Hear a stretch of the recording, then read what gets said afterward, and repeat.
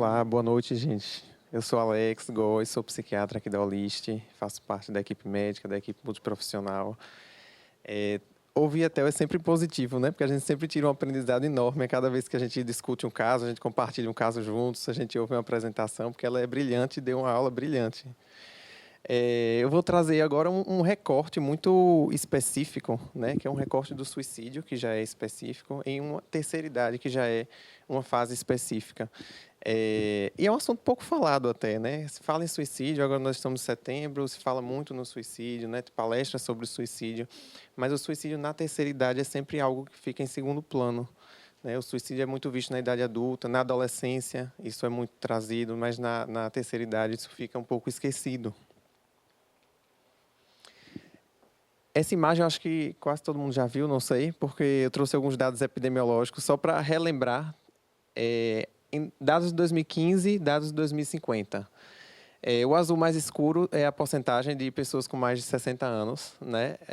30% da população maior de 60 anos. Repare que em 2015 a gente só tinha ali o Japão. Em 2050 a gente tem uma série de países, a Europa quase toda, China, Canadá, vários países com uma população maior do que 30% de idosos, né? Ao mesmo tempo, quando a gente vê dados do Brasil, aqui 1950, uma previsão até 2100, em azul, pessoas até 39 anos, em laranja, maior de 60 anos. A gente observa, né, que ainda não estamos nesse patamar, mas por volta de 2070, 2075, nós teremos uma população maior do que 60 anos, acima do número de pessoas menores do que 40 anos, né? Essa pirâmide é muito comum, a pirâmide etária, a projeção que a gente ouve desde as aulas de geografia lá do ensino médio há anos e anos atrás. É uma projeção da pirâmide etária, né, até 2035, o percentual de homens e mulheres que a gente vai ter idosos, né, envelhecimento populacional. Aqui alguns países no mundo, né, França, Estados Unidos, Japão, China. Esse gráfico mostra o período em que a população maior do que 60 anos dobrou naquele país.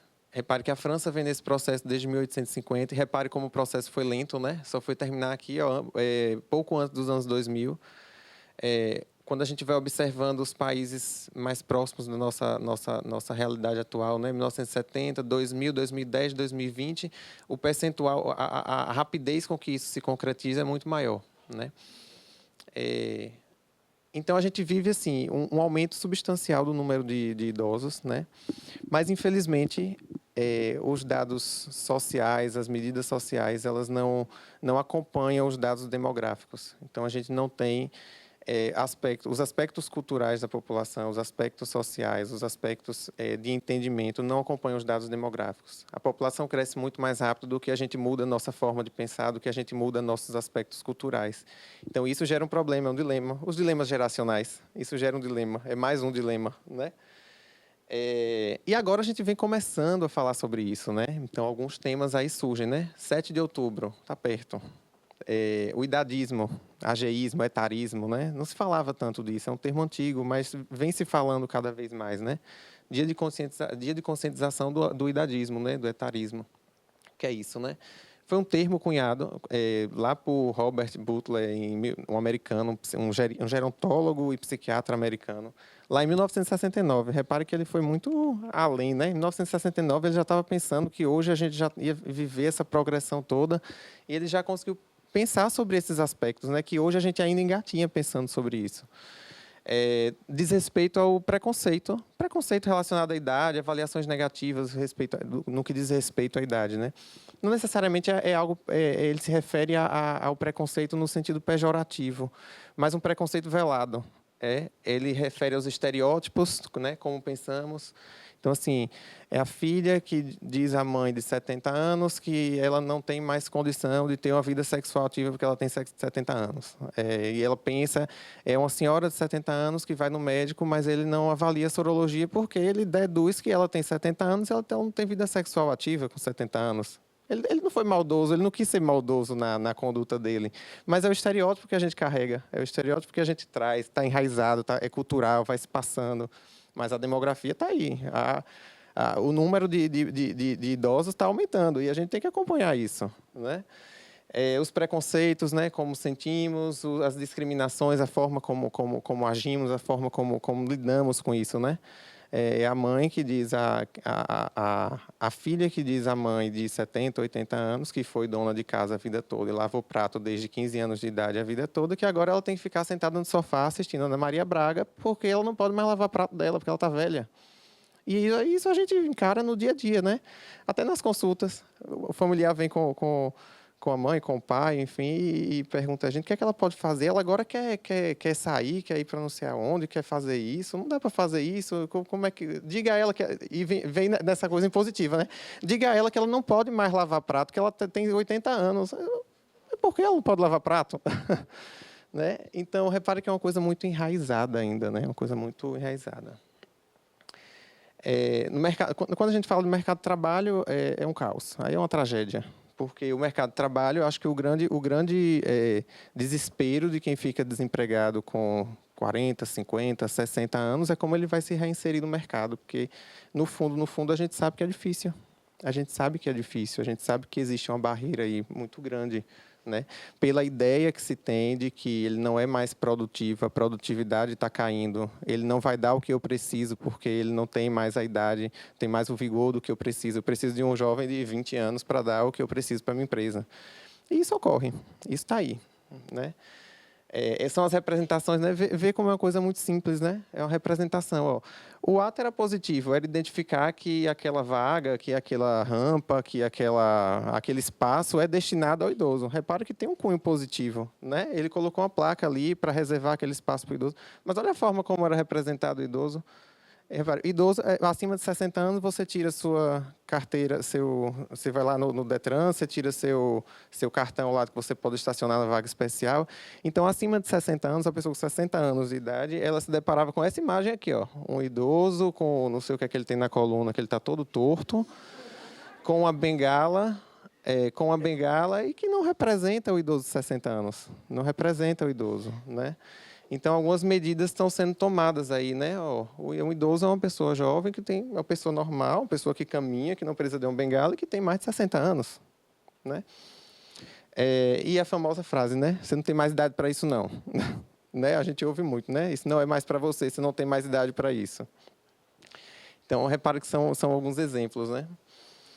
E isso a gente observa na esfera tanto da sociedade para a pessoa idosa, quanto do próprio idoso em si, porque ele vai assimilando. Ele era jovem, ele tinha 40, 30, 20 anos antes, né, há 20 anos atrás, e ele compactuava e compartilhava do mesmo pensamento, porque isso era o que se tinha culturalmente, né? Então, ele tem um autoidadismo. Ele se coloca nessa posição também. Eu não posso mais, eu tenho 70 anos. Eu não consigo mais, eu tenho 70 anos. Quando, na verdade, é um preconceito, é algo que vem enraizado aí, porque ele não tem nenhuma limitação do ponto de vista físico, mental, intelectual, etc., para aquilo. Mas ele se mantém nessa postura, né? Interpessoal, né, as pessoas, o mercado. Institucional, né, as instituições, o trabalho, as empresas, enfim, isso ocorre. Outro aspecto que a gente fala é a questão da violência. A violência contra o idoso ela é muito comum, muito presente. As formas de defesa são muito suprimidas, os órgãos públicos às vezes não dão a assistência que a gente precisa. Esses dados ficam até velados, porque é tão feio que eu acho que as pessoas não colocam, né? Não têm acesso, é tão difícil falar sobre isso que acaba não sendo nem tão divulgado. 15 de junho, dia da prevenção à violência contra o idoso. Aqui alguns aspectos da violência, né? A principal delas não é a violência física, né? A violência física é a que mais choca a gente, é a que mais nos causa espanto, né? Mas a negligência, né? A negligência familiar, principalmente, né? Aí seguido da violência física, violência psicológica, violência patrimonial, é o idoso que é extorquido financeiramente por toda a família, e a gente vê isso na prática, né? E até sexual, né? E a maioria das vezes, 82% dos casos, é intrafamiliar. Então, a gente, enquanto sociedade, tem que proteger os idosos da própria família. Então, é uma questão complicada, né? É uma questão difícil de adentrar, né? Porque a gente adentra no seio familiar, e adentrar no seio familiar e na dinâmica familiar é complicado, é complexo, né? Não é fácil. E aí vem um dado alarmante, né? As taxas de suicídio elas aumentam em função da idade até um pico na velhice, que é pouco falado, né? Alguns dos aspectos, esses que eu trouxe, óbvio que existem inúmeros aspectos que podem contribuir para isso, né? Quando a gente vai para alguns dados epidemiológicos, eu vou trazer de forma muito sucinta, porque é muito número, trazendo do mundo, né? 800 mil pessoas por ano, até 1.000 tentativas a cada 100 mil habitantes, com uma taxa de 11 pessoas a cada 100 mil habitantes. Aí um dado interessante, 15 homens para 8 mulheres. Então, a gente tem homens idosos se suicidam mais do que mulheres, que segue mais ou menos a tendência de suicídio ao longo da vida adulta também, né? Homens têm taxas de suicídio mais altas, apesar de mulheres terem maiores taxas de tentativas de suicídio. Na Europa, esse número é muito maior. Então, a gente vê como a questão é complexa, né? A Europa, que tem condições sociais, aí a gente não pode restringir única e exclusivamente às condições sociais, né, como um fator determinante, porque a Europa, teoricamente, teria as melhores condições sociais, né? A taxa, ela puxa a taxa mundial para cima. Ela não puxa para baixo, né, como era de se esperar. E aqui no Brasil, ocorre um aumento, 43%, é o oitavo maior número de país com o maior número de suicídios, né? Suicídio é responsável por 12.700 mortes, 2.200 indivíduos maiores de 60 anos. Esse dado aqui ele não representa muita coisa porque é um dado absoluto. Eu trouxe um dado relativo, porque a porcentagem hoje de pessoas maiores de 60 anos ainda é menor. Ainda não chegamos naquela previsão lá de 2050. Né? Mas quando a gente parte para números relativos, esse número é muito alto, esse número é muito grande. A maioria, como eu falei, 79% sexo masculino. Quando a gente vai para o raça, maior parte branco. Então, homens brancos são os que mais se suicidam na maiores de 60 anos, né, na terceira idade. Aqui são os dados mais destrinchados. Não vou falar sobre tudo, não, mas queria focar nessa coluna, isso aqui não tem o laser point, essa coluna aqui, ó, que é a coluna do número relativo, né, o coeficiente de mortalidade por 100 mil habitantes, masculino e feminino. Repare que há uma tendência aqui, ó, com o aumento da idade. Aqui. Não foi. Aqui. Com o aumento da idade, né, 60 a 69 anos, 13,5 para cada 100 mil, vai aumentando 14,1, 80 ou mais, 19,2. Aí você vem, isso 2012, aí você vem 2013, é a mesma tendência. 12, 15, 17. 2014, 12, 14, 18. Aí você vem e vai aumentando, 12, 16, 19. Então, repare que isso segue uma tendência muito bem definida na literatura, muito bem definida nos nossos dados demográficos. Existe um aumento considerável no coeficiente de mortalidade por suicídio em pessoas maiores de 60 anos de idade, que vai aumentando progressivamente até mais de 80 anos de idade. Isso me surpreendeu, eu não sabia, isso aqui foi informação nova para mim. Maior parte, e olha que foi uma grande parte, por enforcamento. E aí você pensa, né? Quando você vai para idades mais jovens, autointoxicação, né? Uso de medicações geralmente é a maior causa. Quando você vai para a faixa etária maior de 60 anos, o enforcamento acaba sendo a maior causa. E aí no sexo feminino e no sexo masculino. Repare que no sexo masculino, o enforcamento ainda é a principal. No sexo feminino, o enforcamento se mantém como a principal, mas um pouco abaixo, porque dá lugar a um número maior de autointoxicações. Né? Perceba que o enforcamento, a maior parte homem, a autointoxicação, a maior parte mulher. Né? Como eu falei, né? Homens mais que mulheres, uma mulher para cada 3 homens em países, mesmo países com alta renda. As mulheres tendem a reduzir as taxas, enquanto os homens tendem a aumentar, como a gente viu na tabela.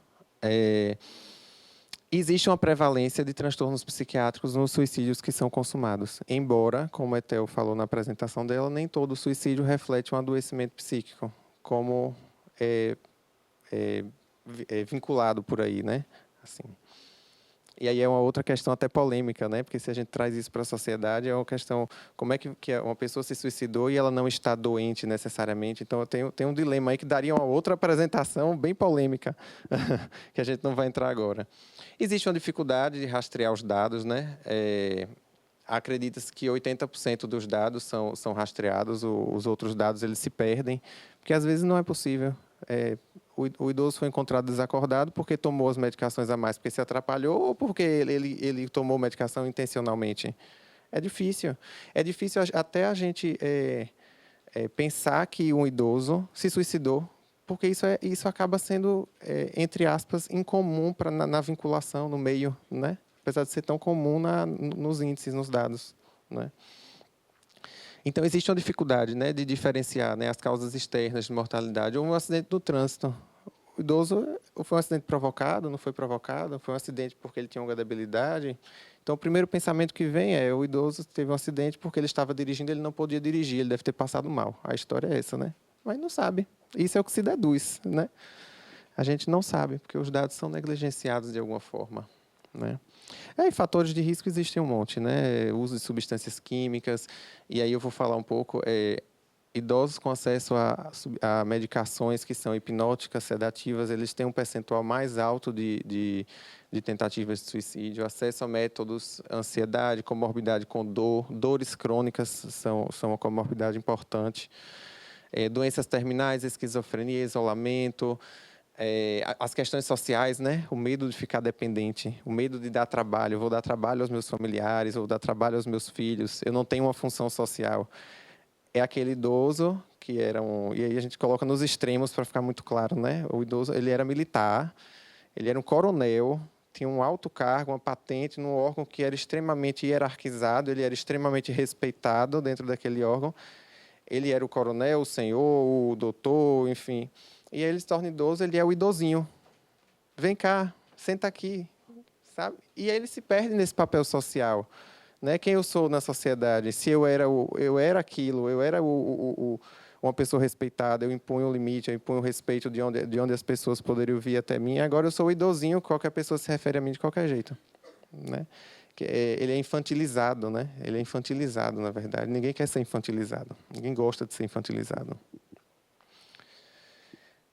Então, a gente tem assim 3 principais, né? As doenças psiquiátricas, que acabam sendo maiores representantes, adoecimentos diversos que não sejam de cunho psíquico, e aí outros fatores externos que também contribuem, né? Doenças psiquiátricas, então, 85% a 90% dos idosos que morrem de suicídio apresentam alguma doença psiquiátrica. Então, a gente vê que a maior parte apresenta, a maioria quadros depressivos, né? Chega até a 90% dos casos. Outros quadros também podem ocorrer, né? Os transtornos psicóticos, né? Por uma crença delirante de que alguma coisa está ocorrendo e tentam suicídio, esquizofrenia, doença esquizofreniforme, transtornos delirantes, ansiedade.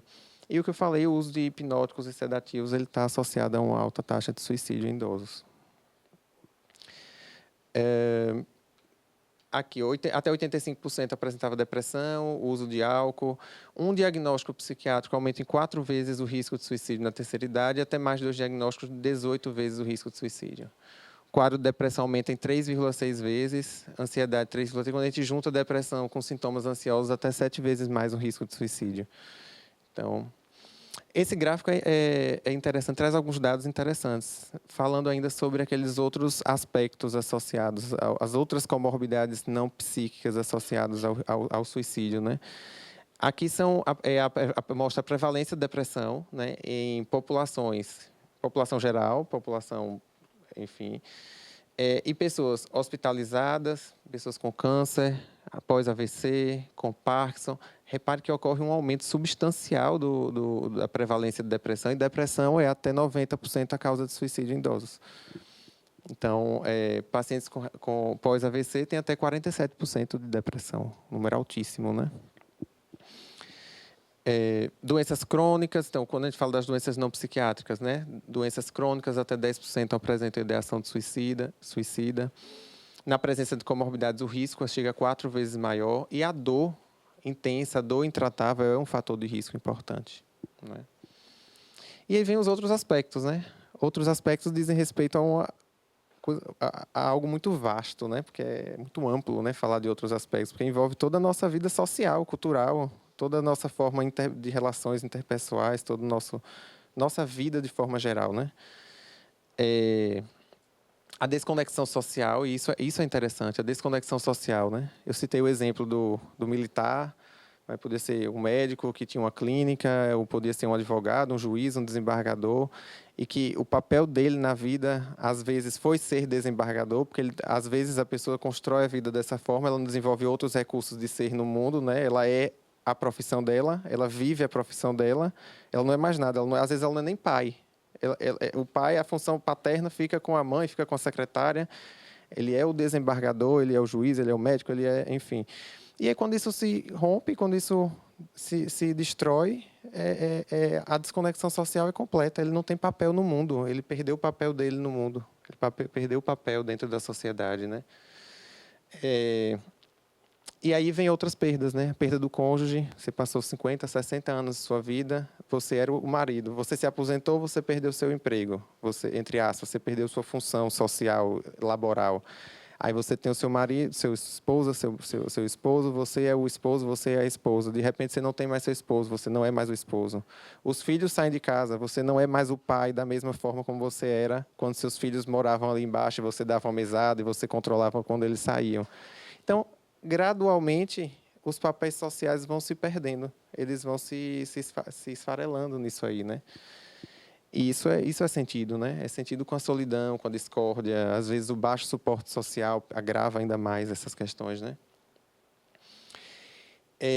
Tentativas, 56% dos idosos morrem na primeira tentativa, um número altíssimo. Quando a gente vai ver dados de adultos jovens, esse número é muito menor. Os idosos tentam e eles conseguem com mais sucesso. Sucesso não, perdão, não posso falar sucesso porque é um termo extremamente inadequado, mas com mais eficácia, vamos dizer assim. Um a cada quatro que tentam vão tentar de novo no próximo ano. 8,9% que tentaram suicídio morrem em 5 anos e até 12% morrem em 10 anos. Então, um número que vai aumentando progressivamente. A primeira tentativa, como eu falei, em geral é bem sucedida. Especialmente os homens usam métodos muito letais. A presença de arma de fogo em casa é um fator de risco importantíssimo, como Theo falou, né? É o fator predisponente, né? Aconteceu alguma coisa, foi o gatilho, e ele tem um acesso fácil a uma arma. Ele tem acesso fácil a um viaduto que não tem proteção, né? Como antigamente. Agora eles colocaram proteção nos viadutos, porque se viu que a taxa de suicídio era altíssima nos viadutos aqui em Salvador. Então, é aquele momento, é aquele gatilho, né? E o acesso àquilo que pode ser letal para ele. E, no idoso, um risco altíssimo, o acesso a medicações, né? Quem mais tem acesso a medicações? Quem mais usa medicações, inevitavelmente. Falando um pouco da desconexão social, do que eu trouxe, né? No Brasil, quando a gente fala em dados gerais, a gente fala dados não de um recorte específico de quem tem acesso a uma residência terapêutica, de quem tem acesso a um local de moradia, ter uma cuidadora, enfim, a gente fala da massa, do todo. Não é realidade de todo mundo ter uma moradia. Quantas residências terapêuticas públicas a gente tem? Eu não conheço nenhuma, sendo bem sincero. Então, assim, a gente tem realmente no serviço de forma geral, no SUS de forma geral, na população de forma geral, uma falta de suporte muito grande. Falta de suporte familiar, uma falta de suporte pública também, né?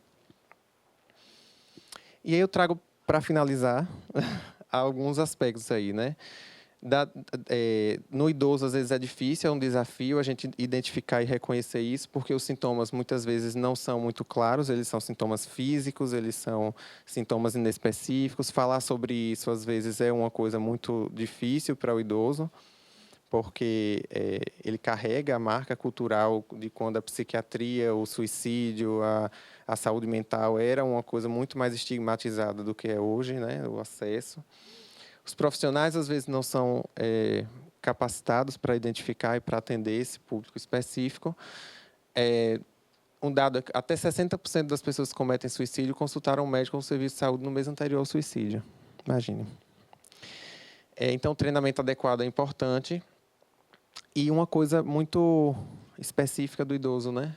É o suicídio passivo, né? O suicídio crônico. Ele recusa alimentação, ele precisa usar uma insulina de uma forma, mas ele deliberadamente utiliza de uma forma diferente, ou ele não utiliza, ou ele burla. Ele sofre quedas que podem ser propositais, mas ninguém considera esse aspecto, porque, entre aspas, na visão que se tem, é comum o idoso cair, né? Essa é a visão que se tem. Então, as coisas vão passando muito despercebidas, elas vão passando muito embaixo dos nossos olhos, mas a gente não faz muita coisa, porque a gente não se dá conta do que está acontecendo, né? Então, é importante falar, às vezes, né? É importante falar para a gente poder atuar de alguma forma. Então, foi mais ou menos isso que eu quis trazer, esses pontos.